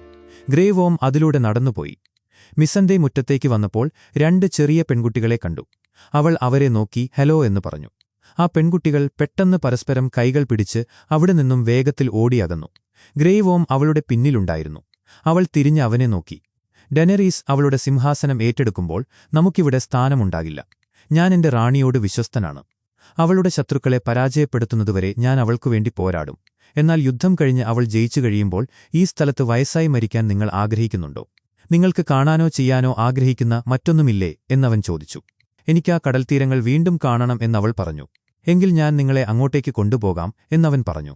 എന്റെ ആളുകൾ സമാധാനപ്രിയരാണ്. ഞങ്ങൾക്ക് സ്വയം സംരക്ഷിക്കാൻ കഴിയില്ല എന്ന് അവൾ പറഞ്ഞു. എന്റെ ആളുകൾ സമാധാനപ്രിയരല്ല. ഞങ്ങൾ നിങ്ങളെ സംരക്ഷിക്കും എന്ന് അവൻ ഉറപ്പു നൽകി. സാം ജോണിന്റെ അടുത്തേക്ക് അല്പം ചേർന്നുനിന്ന് ചോദിച്ചു, നിങ്ങൾ അവളോട് ഇതുവരെ പറഞ്ഞില്ലേ? ഇല്ല എന്ന് ജോൺ പറഞ്ഞു. ഓ, വളരെ ശ്രദ്ധയോടെ ശരിയായ സമയത്തിനായി കാത്തിരിക്കുകയാണല്ലേ എന്ന് പറഞ്ഞുകൊണ്ട് അവൻ നിർത്തി. എഡ് പടവുകൾ കയറിവന്ന് അവർക്കിടയിലായി നിന്നു. അങ്ങനെ നമ്മുടെ കാവൽ തുടങ്ങുന്നു എന്ന് അയാൾ പറഞ്ഞു. ഗില്ലിയും ചെറിയ സാമും സുരക്ഷിതരാണോ എന്ന് ജോൺ ചോദിച്ചു. അവർ താഴെ നിലവറയിൽ സുരക്ഷിതരായിരിക്കും എന്ന് സാം പറഞ്ഞു. നിങ്ങൾക്ക് അവരോടൊപ്പം ചേരണമെങ്കിൽ അവരെ സംരക്ഷിക്കാൻ പോകാമെന്ന് ജോൺ പറഞ്ഞു. സാം മുഖം ചുളിച്ചുകൊണ്ട് അവനെ നോക്കി. ഒരു വൈറ്റ് വാക്കറെ കൊന്ന ആദ്യത്തെ മനുഷ്യൻ ഞാനായിരുന്നുവെന്ന കാര്യം എല്ലാവരും മറന്നതുപോലെ തോന്നുന്നു. ഞാൻ തെൻകളെ കൊന്നിട്ടുണ്ട് എന്ന് അവൻ പറഞ്ഞു. ദെന്നെയാണ് കൊന്നത് എന്ന് എഡ് തിരുത്തി. ഞാൻ ഗില്ലിയെ ഒന്നിലധികം തവണ രക്ഷിച്ചിട്ടുണ്ട്. സിറ്റാഡൽ ലൈബ്രറിയിൽ നിന്ന് ഞാൻ ഒരുപാട് പുസ്തകങ്ങൾ മോഷ്ടിച്ചിട്ടുണ്ട്. ഫസ്റ്റ് മെന്മാരുടെ ആക്രമണത്തെ അതിജീവിച്ചു. ഞാൻ അവിടെ ഉണ്ടാകേണ്ടത് നിങ്ങളുടെ ആവശ്യമാണ് എന്ന് സാം പറഞ്ഞു. കാര്യങ്ങൾ അങ്ങനെയൊക്കെയാണെങ്കിൽ നമ്മുടെ കാര്യം പോക്കാണെന്ന് ഉറപ്പായി എന്ന് എഡ് പറഞ്ഞു. പോക്കാണ് എന്ന് പറയുന്നത് അത്ര കൃത്യമായ ഒരു വാക്കായിരിക്കില്ല എന്ന് പറഞ്ഞ് സാം ചിരിച്ചു. എഡ് അവനെ നോക്കി തിരിഞ്ഞു നോക്കുമ്പോൾ ജോണും ചിരിക്കുന്നുണ്ടായിരുന്നു. വലിയ ഹാളിലെ അടുപ്പിൽ തീ കത്തിക്കൊണ്ടിരുന്നു. വെളിച്ചം അവിടെ മാത്രം ഒതുങ്ങിനിന്നു. അടുപ്പിന് അഭിമുഖമായി ഇട്ടിരുന്ന 2 മരക്കസേരകളിൽ ജെയ്മേയും ടിരിയനും ഇരിക്കുകയായിരുന്നു. അവർ രണ്ടുപേരും വീഞ്ഞു കുടിക്കുകയായിരുന്നു. അച്ഛൻ ഇവിടെ ഉണ്ടായിരുന്നെങ്കിൽ എന്ന് ഞാൻ ആഗ്രഹിക്കുന്നു എന്ന് ടിരിയൻ പറഞ്ഞു. ജെയ്മേ അമ്പരപ്പോടെ അവനെ നോക്കി. തന്റെ 2 മക്കളും വിൻഡഫെൽ സംരക്ഷിക്കുന്നതിനിടയിൽ മരിക്കാൻ പോകുന്നുവെന്ന് മനസ്സിലാക്കുമ്പോൾ അദ്ദേഹത്തിന്റെ മുഖത്തുണ്ടാകുന്ന ഭാവം കാണാൻ ഞാൻ ആഗ്രഹിക്കുന്നുവെന്ന് ടിരിയൻ പറഞ്ഞു. ജെയ്മേ ഒന്ന് ചിരിച്ചു. അത് കാണേണ്ട ഒരു കാഴ്ച തന്നെയായിരിക്കും എന്നയാൾ പറഞ്ഞു. നമ്മൾ ആദ്യമായി ഇവിടെ വന്നപ്പോൾ ഞാൻ ഈ ഹാൾ ആദ്യമായി കണ്ട നിമിഷം എനിക്കോർമ്മയുണ്ട് എന്ന് ടിരിയൻ പറഞ്ഞു. അന്ന് നിങ്ങൾ ഒരു സുവർണ സിംഹമായിരുന്നു. ഞാൻ വീഞ്ഞു കുടിച്ചു നടക്കുന്നവനും. എല്ലാം വളരെ ലളിതമായിരുന്നു. ഹാളിന്റെ വാതിൽ തുറന്ന് ബ്രിയന്നിയും പോഡ്രിക്കും അകത്തേക്ക് വന്നു. ജെയ്മേ പെട്ടെന്നെഴുന്നേറ്റു. ഞങ്ങൾ ശല്യപ്പെടുത്താൻ ഉദ്ദേശിച്ചില്ല, കുറച്ചു ചൂട് കിട്ടാൻ വേണ്ടി എന്ന് ബ്രിയൻ പറഞ്ഞു തുടങ്ങിയപ്പോൾ ടിരിയൻ ഇടംകയറി പറഞ്ഞു. നിങ്ങളുടെ ആസന്നമായ മരണത്തെക്കുറിച്ച് ചിന്തിക്കാൻ നിങ്ങൾക്ക് വരാവുന്ന ഏറ്റവും മികച്ച സ്ഥലം ഇതാണ്. യുദ്ധം ഏതു നിമിഷവും തുടങ്ങിയേക്കാം എന്ന് ബ്രിയൻ പറഞ്ഞു. ഞങ്ങളുടെ കൂടെ ഇരിക്കൂ എന്നു പറഞ്ഞുകൊണ്ട് ജൈമേ അടുപ്പിനു മുന്നിൽ മറ്റൊരു കസേര കൂടി ഇട്ടുകൊടുത്തു. ശരി, കുറച്ചുനേരം എന്ന് അവൾ സമ്മതിച്ചു. ഡാവോസും ടോർമണ്ടും ഹാളിലേക്ക് വന്നു. എന്തൊക്കെയുണ്ട് ഇവിടെ വിശേഷങ്ങൾ എന്ന് ഡാവോസ് ചോദിച്ചു. ടോർമണ്ട് ബ്രിയന്നിയുടെ അടുത്തേക്ക് വന്നു നിന്നു. ഈ ലോകത്ത് നമ്മുടെ അവസാന രാത്രിയായിരിക്കാം ഇത് എന്ന് അയാൾ പറഞ്ഞു. അയാൾ ജൈമയെയും ബ്രിയന്നിയെയും മാറി മാറി നോക്കി. അവർ നിങ്ങളെ കിങ് കില്ലർ എന്നാണ് വിളിക്കുന്നതല്ലേ എന്ന് അയാൾ ചോദിച്ചു. ആരെങ്കിലും അങ്ങനെയൊക്കെ വിളിക്കുന്നുണ്ടാകും എന്ന് ജൈമേ പറഞ്ഞു. അവർ എന്നെ ജെയിംസ് ബെയ്ൻ എന്നാണ് വിളിക്കുന്നത്. എന്തുകൊണ്ടാണെന്ന് അറിയണമെന്നുണ്ടോ എന്ന് അയാൾ ചോദിച്ചു. ജെയ്മേ നെടുവീർപ്പിട്ടുകൊണ്ട് ടിരിയനെ നോക്കി. അവൻ ഇപ്പോഴും വീഞ്ഞുമായി മുറിയുടെ ഒരു വശത്ത് നിൽപ്പുണ്ടായിരുന്നു. എനിക്ക് 10 വയസ്സുള്ളപ്പോൾ ഞാനൊരു ഭീമനെ കൊന്നു. എന്നിട്ട് ഞാൻ നേരെ അവന്റെ ഭാര്യയുടെ കൂടെ പോയി കിടന്നു. ഇത് കേട്ട് ഡാവോസ് അത്ഭുതത്തോടെ ടോർമണ്ടിനെ നോക്കി. അവൾ ഉണർന്നപ്പോൾ എന്താണ് ചെയ്തതെന്നറിയാമോ? അവൾ 3 മാസം എന്നെ പാലൂട്ടി. ഞാൻ അവളുടെ കുഞ്ഞാണെന്നാണ് അവൾ വിചാരിച്ചത്. അങ്ങനെയാണ് എനിക്കിത്രയും കരുത്ത് ലഭിച്ചത്. ഭീമന്റെ പാൽ കുടിച്ചിട്ട്. അയാൾ തന്റെ കയ്യിലുണ്ടായിരുന്ന കൊമ്പ് വായിലേക്ക് വെച്ച് ശബ്ദമുണ്ടാക്കി കുടിക്കാൻ തുടങ്ങി. അത് വായിലൂടെ താഴേക്ക് ഒലിച്ചിറങ്ങുന്നത് എല്ലാവരും നോക്കിനിന്നു. കോട്ടയുടെ മതിലിനു മുകളിൽ ഇരുണ്ട മൂലയിൽ ഹൗണ്ട് എന്ന സാൻഡോർ ക്ലെഗെയിൻ ഒറ്റയ്ക്കിരുന്ന് കുടിക്കുകയായിരുന്നു. ആര്യ നടന്നുവരുന്നത് അവൻ കണ്ടു. അവൾ അടുത്തു ചെന്നപ്പോൾ അവനൊന്നും മിണ്ടാതെ അവൾക്ക് മദ്യക്കുപ്പി നീട്ടി. അവൾ അവനടുത്തിരുന്ന് അതിൽ നിന്ന് ഒരു സിപ്പ് കുടിച്ചു. അവർ നിശബ്ദരായി മുന്നോട്ടു നോക്കിയിരുന്നു. നീ ഒരിക്കലും വായ അടയ്ക്കാറുണ്ടായിരുന്നില്ല. ഇപ്പോൾ നീ ഒരു ഊമയെപ്പോലെ ഇരിക്കുന്നു എന്ന് അവൻ പറഞ്ഞു. ഞാൻ മാറിയെന്ന് തോന്നുന്നു എന്നവൾ പറഞ്ഞു. അവൾ അല്പനേരം നിശബ്ദയായിരുന്നു വീണ്ടും ചോദിച്ചു. നിങ്ങളിവിടെ മുകളിൽ എന്താണ് ചെയ്യുന്നത്? കണ്ടിട്ടെന്തു തോന്നുന്നു എന്ന് അവൻ ചോദിച്ചു. അതല്ല ഞാൻ ചോദിച്ചത്. നിങ്ങൾ ഇവിടെ എന്തു ചെയ്യുകയാണ്? നിങ്ങൾ ബ്രദർഹുഡിൽ ചേർന്നു. ജോണിന്റെ കൂടെ മതിലിനപ്പുറത്തേക്കു പോയി. ഇപ്പോൾ നിങ്ങളിവിടെയുണ്ട്. എന്തിന്? നിങ്ങൾ അവസാനമായി നിങ്ങൾക്ക് വേണ്ടിയല്ലാതെ മറ്റാർക്കെങ്കിലും വേണ്ടി യുദ്ധം ചെയ്തത് എപ്പോഴാണ് എന്ന് അവൾ ചോദിച്ചു. അവൻ തിരിഞ്ഞ് അവളെ നോക്കി. ഞാൻ നിനക്ക് വേണ്ടി യുദ്ധം ചെയ്തിട്ടില്ലേ എന്ന് ചോദിച്ചു. ബെരിക് അവരുടെ അടുത്തേക്ക് വന്നു നിന്നു. ഏതോ കല്യാണത്തിന് വന്നപോലെയാണല്ലോ എന്ന് അവൻ പറഞ്ഞു. ബെരിക് ചിരിച്ചുകൊണ്ട് ആര്യായെ നോക്കി പറഞ്ഞു. എന്റെ പ്രഭ്വി, നിങ്ങളെ വീണ്ടും കണ്ടതിൽ സന്തോഷം. നമ്മൾ അന്ന് പിരിഞ്ഞ രീതിയിൽ എനിക്ക് സങ്കടമുണ്ട്. അവൻ നിന്റെ ലിസ്റ്റിലുണ്ടായിരുന്നില്ലേ എന്ന് ഹൗണ്ട് ചോദിച്ചു. കുറച്ചുനേരം ഉണ്ടായിരുന്നു എന്ന് അവൾ പറഞ്ഞു. അത് സാരമില്ല എന്ന് പറഞ്ഞ് ബെരിക് അവർക്കെതിരെയുള്ള ഒരു ബാരലിനു മുകളിലിരുന്നു. പ്രകാശത്തിന്റെ ദൈവം നമ്മളെ എല്ലാവരെയും ഒരുമിപ്പിച്ചു. ആര്യ എഴുന്നേറ്റ് അവിടെ നിന്നും നടക്കാൻ തുടങ്ങി. നീ എങ്ങോട്ടാണ് പോകുന്നത് എന്നവൻ ചോദിച്ചു. എന്റെ അവസാന മണിക്കൂറുകൾ നിങ്ങൾ 2 വൃദ്ധന്മാരുടെ കൂടെ ചെലവഴിക്കാൻ എനിക്ക് താത്പര്യമില്ല എന്ന് പറഞ്ഞവൾ പോയി. ഇരുണ്ട ഇടനാഴിയിലൂടെ ഒരു അമ്പ് പാഞ്ഞുചെന്ന് ലക്ഷ്യത്തിൽ തറച്ചു. ആര്യ അവിടെ ഒരു വലിയ വില്ലും പിടിച്ചു നിൽപ്പുണ്ടായിരുന്നു. വാതിൽപ്പടിയിൽ നിന്ന് ജെൻട്രി അത് നോക്കി നിൽപ്പുണ്ടായിരുന്നു. ജെൻട്രി അവളുടെ അടുത്തേക്ക് വന്നു. അത് എനിക്കുള്ളതാണോ എന്ന് അവൾ ചോദിച്ചു. ജെൻട്രി ഡ്രാഗൺ ഗ്ലാസ് മുനയുള്ള ഒരു കുന്തം ഉയർത്തിക്കാട്ടി. ആര്യ തന്റെ വില്ല് താഴെ വെച്ച് ആ കുന്തം വാങ്ങി. ഇത് മതിയാകും എന്ന് അവൾ പറഞ്ഞു. നീ എന്നെ അവസാനമായി കണ്ടപ്പോൾ ഞാൻ വിന്റർഫെല്ലിലേക്ക് വരണമെന്ന് നീ ആഗ്രഹിച്ചിരുന്നു. ഞാൻ വലിയൊരു വഴിയാണ് പിന്നിട്ടു വന്നത്. പക്ഷേ റെഡ് വുമണിന് നിന്നിൽ നിന്നും എന്താണ് വേണ്ടിയിരുന്നത് എന്ന് അവൾ ചോദിച്ചു. ഏതോ മന്ത്രവാദത്തിനു വേണ്ടി എന്റെ രക്തം വേണമായിരുന്നു എന്നവൻ പറഞ്ഞു. എന്തിനാണ് നിന്റെ രക്തം എന്ന് അവൾ ചോദിച്ചു. ഞാൻ റോബർട്ട് ബറാത്തിയനിന്റെ മകനാണ് എന്ന് അവൻ പറഞ്ഞു. ഇതു കേട്ടതും കുന്തം പരിശോധിച്ചുകൊണ്ടിരുന്ന ആര്യ അത് നിർത്തി അവനെ തുറിച്ചുനോക്കി. അവൾ പറയുന്നതുവരെ എനിക്കത് അറിയില്ലായിരുന്നു. പിന്നീട് അവൾ എന്നെ കെട്ടിയിട്ട് വസ്ത്രങ്ങൾ അഴിച്ചുമാറ്റി ശരീരത്തിലാകെ അട്ടകളെ വെച്ചു എന്ന് അവൻ പറഞ്ഞു. അതായിരുന്നോ നിന്റെ ആദ്യത്തെ തവണ എന്ന് അവൾ ചോദിച്ചു. എന്ത്, ഞാൻ അവളുടെ കൂടെയായിരുന്നില്ല എന്ന് അവൻ തപ്പിത്തടഞ്ഞുകൊണ്ട് പറഞ്ഞു. അതിനു മുമ്പ് കിങ്സ് ലാൻഡിംഗിൽ വെച്ച് നീ വേറെ പെൺകുട്ടികളുടെ കൂടെ പോയിട്ടുണ്ടോ എന്ന് അവൾ ചോദിച്ചു. അവൻ ഒരു ചിരിയോടെ നിന്നു. ആര്യ കുറച്ചുനേരം നിശബ്ദയായി അവനടുത്തേക്ക് നടന്നുചെന്നു. നമ്മൾ മിക്കവാറും പെട്ടെന്ന് തന്നെ മരിക്കും. അതിനു മുമ്പ് അത് എങ്ങനെയുണ്ടാകുമെന്ന് എനിക്കറിയണം എന്ന് അവൾ പറഞ്ഞു. അവൾ അവനെ വലിച്ചടുപ്പിച്ച് ചുംബിക്കാൻ തുടങ്ങി. അവർ ചുംബിച്ചുകൊണ്ട് തന്നെ വസ്ത്രങ്ങൾ അഴിക്കാൻ തുടങ്ങി. അവൾ അവനെ അവിടെയുണ്ടായിരുന്ന ചാക്കുകൾക്ക് മുകളിലേക്ക് തള്ളിയിട്ടു. അവൾ തന്റെ വസ്ത്രം ഊരിമാറ്റുമ്പോൾ അവളുടെ ശരീരത്തിലെ മുറിപ്പാടുകൾ അവൻ കണ്ടു. ഞാൻ റെഡ് വുമൺ അല്ല, നിന്റെ പാൻസ് നീ തന്നെ ഊരിമാറ്റിക്കോ എന്ന് അവൾ പറഞ്ഞു. അവൾ സ്വന്തം പാൻസ് ഊരിമാറ്റി അവന്റെ മുകളിലേക്ക് കയറി ചുംബിക്കാൻ തുടങ്ങി. വലിയ ഹാളിലെ അടുപ്പിൽ തീ ഇപ്പോഴും കത്തുന്നുണ്ടായിരുന്നു. നേരത്തെ അവിടെയുണ്ടായിരുന്നവർ ഇപ്പോഴും അവിടെ തന്നെ ഇരിപ്പുണ്ടായിരുന്നു. കുറച്ചുനേരത്തെ നിശബ്ദതയ്ക്ക് ശേഷം ടിരിയൻ സംസാരിക്കാൻ തുടങ്ങി. വിചിത്രമായിരിക്കുന്നു അല്ലേ? ഇവിടുള്ള മിക്കവരും ഏത് കാലത്താണെങ്കിലും സ്റ്റാർക്കുകളോട് യുദ്ധം ചെയ്തിട്ടുള്ളവരാണ്. എന്നിട്ടും ഇപ്പോൾ നമ്മൾ അവരുടെ കോട്ട സംരക്ഷിക്കാൻ തയ്യാറായി ഒരുമിച്ചിരിക്കുന്നു. നമ്മൾ എന്തായാലും അഭിമാനത്തോടെ മരിക്കുമെന്ന് ബ്രിയൻ പറഞ്ഞു. നമ്മൾ ഒരുപക്ഷേ ജീവിച്ചേക്കാമെന്ന് ഞാൻ കരുതുന്നു എന്ന് ടിരിയൻ പറഞ്ഞു. ഡാവോസും പോഡ്രിക്കും ഇത് കേട്ട് ചിരിക്കാൻ തുടങ്ങി. നമ്മൾ ഇതിനു മുമ്പ് എത്ര യുദ്ധങ്ങളെ അതിജീവിച്ചിട്ടുണ്ട്. Sir Davos Seaworth Blackwater യുദ്ധത്തെയും ബാറ്റിൽ ഓഫ് ദി ബാസ്റ്റേഡ്സിനെയും അതിജീവിച്ചയാൾ. പോരാടാൻ യാതൊരു കഴിവുമില്ലാതെ തന്നെ എന്ന് ഡാവോസ് പറഞ്ഞു. Sir Jaime Lannister siege of പൈക്കിലെ വീരനായകൻ എന്ന് ടിരിയൻ പറഞ്ഞു. ജൈമെ മറ്റൊരു കപ്പ് വീഞ്ഞെടുക്കാനായി എഴുന്നേറ്റു. സർ ബ്രിയൻ ഓഫ് ടാർത്ത് ഹൗണ്ടിനെ പരാജയപ്പെടുത്തിയ. ക്ഷമിക്കണം, ലേഡി ബ്രയൻ എന്ന് ടിരിയൻ തിരുത്തി. അവളൊരു സർ അല്ലേ? അവളൊരു നൈറ്റല്ലേ എന്ന് ടോർമണ്ട് ചോദിച്ചു. സ്ത്രീകൾക്ക് നൈറ്റാകാൻ കഴിയില്ല എന്ന് ബ്രിയൻ പറഞ്ഞു. എന്തുകൊണ്ട് കഴിയില്ല എന്നവൻ ചോദിച്ചു. പാരമ്പര്യം എന്നവൾ പറഞ്ഞു. പാരമ്പര്യത്തിന് പുല്ലുവില എന്ന് അവൻ പ്രതികരിച്ചു. എനിക്കൊരു നൈറ്റാകണമെന്ന് ആഗ്രഹവുമില്ല എന്നവൾ പറഞ്ഞു. പോഡ്രിക് അമ്പരപ്പോടെ അവളെ നോക്കി. ഞാനൊരു രാജാവല്ല. എന്നാൽ ഞാനായിരുന്നെങ്കിൽ ഞാൻ നിങ്ങളെ 10 തവണ നൈറ്റാക്കിയേനെ എന്ന് ടോർമണ്ട് പറഞ്ഞു. നിങ്ങൾക്ക് അതിനൊരു രാജാവിന്റെ ആവശ്യമില്ല. ഏത് നൈറ്റിനും മറ്റൊരാളെ നൈറ്റാക്കാൻ കഴിയും എന്ന് പറഞ്ഞുകൊണ്ട് ജൈമെ തന്റെ കപ്പ് മേശപ്പുറത്ത് വെച്ചു. ഞാനത് തെളിയിക്കാം എന്ന് പറഞ്ഞുകൊണ്ട് നടുവിലേക്ക് വന്നു. മുട്ടുകുത്തുക ലേഡി ബ്രിയൻ എന്ന് അയാൾ പറഞ്ഞു. അവൾ പരിഹാസത്തോടെ ചിരിച്ചു. നിങ്ങൾക്ക് ഒരു നൈറ്റാകണമെന്നുണ്ടോ ഇല്ലയോ? മുട്ടുകുത്തുക എന്ന് അയാൾ ആവർത്തിച്ചു. ബ്രിയൻ പോഡ്രിക്കിനെ നോക്കി അവൻ തലയാട്ടി. അവൾ എഴുന്നേറ്റ് ജൈമയ്ക്ക് മുന്നിൽ പോയി മുട്ടുകുത്തി. പോഡ്രിക്കും ഡാവോസും തങ്ങളുടെ ഇരിപ്പിടങ്ങളിൽ നിന്ന് തിരിഞ്ഞിരുന്നു നോക്കി. ജൈമെ വാൾ അവളുടെ വലത്തെ തോളിൽ വെച്ചു. പോരാളിയുടെ നാമത്തിൽ ധീരയായിരിക്കാൻ ഞാൻ നിങ്ങളോട് കൽപ്പിക്കുന്നു. അവൻ വാൾ ഉയർത്തി അവളുടെ ഇടത്തെ തോളിൽ വെച്ചു. പിതാവിന്റെ നാമത്തിൽ നീതിമാനായിരിക്കാൻ ഞാൻ നിങ്ങളോട് കൽപ്പിക്കുന്നു. അവൻ വീണ്ടും വാൾ ഉയർത്തി വലത്തെ തോളിൽ വെച്ചു. മാതാവിന്റെ നാമത്തിൽ നിരപരാധികളെ സംരക്ഷിക്കാൻ ഞാൻ നിങ്ങളോട് കൽപ്പിക്കുന്നു. അവൻ വാൾ താഴേക്ക് പിടിച്ചു.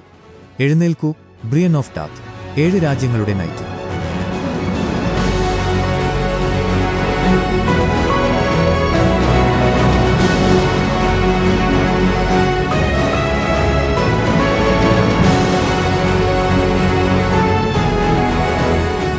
സർ ബ്രിയൻ ഓഫ് ടാർത്ത്, 7 രാജ്യങ്ങളുടെ നൈറ്റ് എന്ന് ടിരിയൻ വിളിച്ചു പറഞ്ഞു.